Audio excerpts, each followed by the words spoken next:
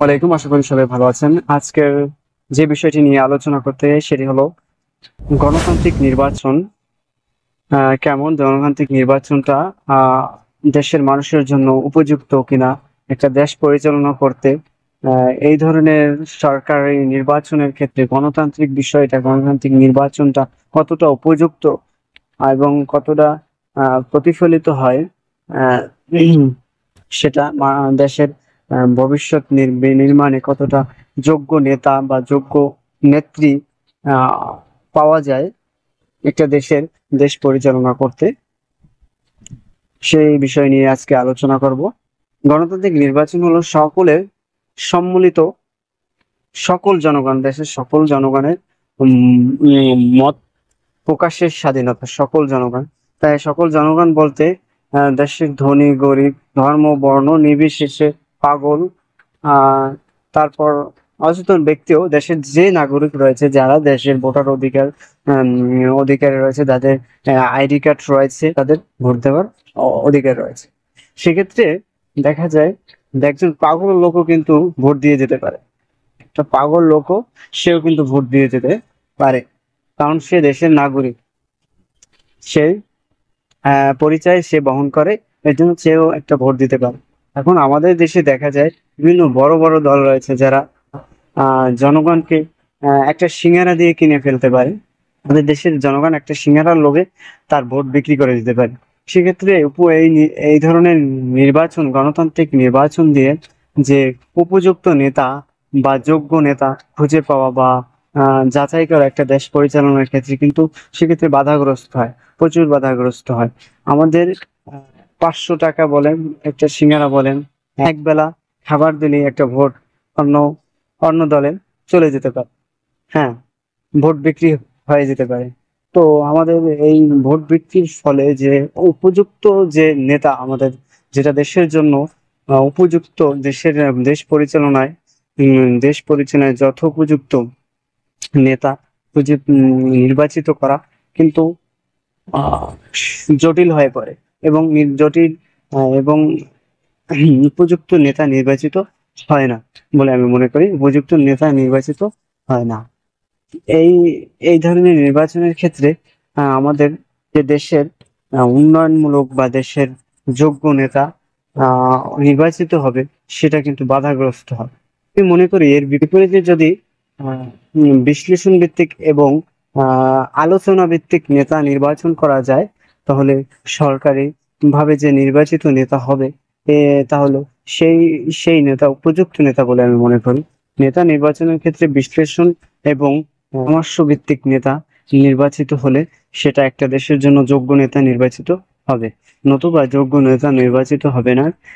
সেক্ষেত্রে দেখা যাবে তারা ওই একটা সিঙ্গারা খাওয়া লোক, পাগল অচেতন লোক ভোট দিয়ে একটা অযোগ্য নেতা নির্বাচিত হতে পারে। সে দেশের উন্নয়ন সাধিত দেশের জনগণ সুবিধা পাবে না। সেরকম নেতা নির্বাচিত হতে পারে।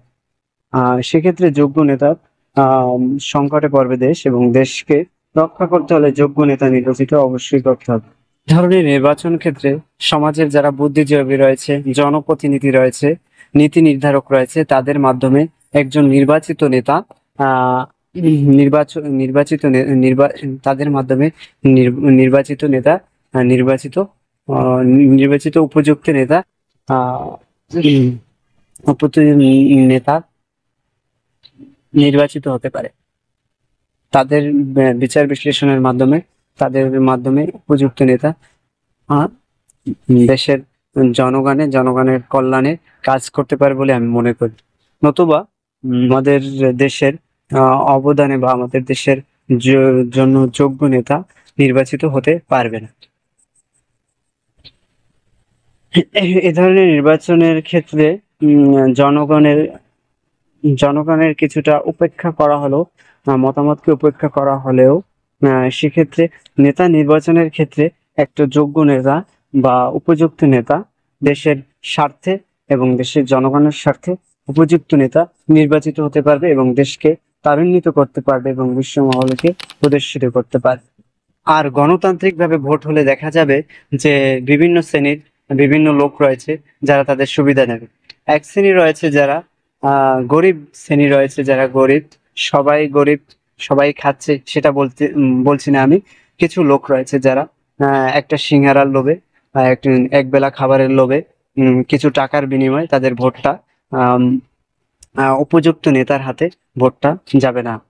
তো তো সেক্ষেত্রে দেখা যাবে উপযুক্ত নেতাও নির্বাচিত হবে না।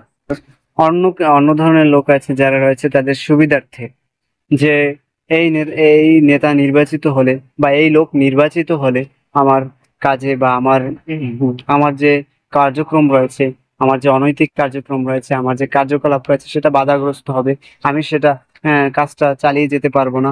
সেক্ষেত্রে আমাকে তাকেই ভোট দিতে হবে। যদি আমি আমার কাজের জন্য বা আমার স্বার্থ টিকিয়ে রাখতে চাই, তাহলে আমাকে ওই নেতাকে নির্বাচিত করতে হবে যে আমার জন্য ভালো হবে।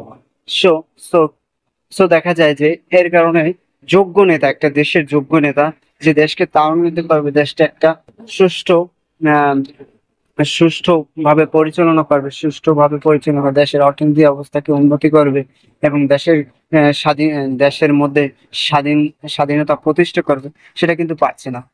এই সব কারণে গণতান্ত্রিক ধারার মাধ্যমে যে নেতা নির্বাচিত হয় সেটা আমি মনে করি না যে উপযুক্ত নেতা। সেক্ষেত্রে আমি মনে করি যে বিচার, বিশ্লেষণ এবং পরামর্শ ভিত্তিক নেতা নির্বাচন করা অধিক গ্রহণযোগ্য বলে আমি মনে করি। আচ্ছা, এই পর্যন্তই। আসসালামু আলাইকুম, আশা করি সবাই ভালো থাকবেন।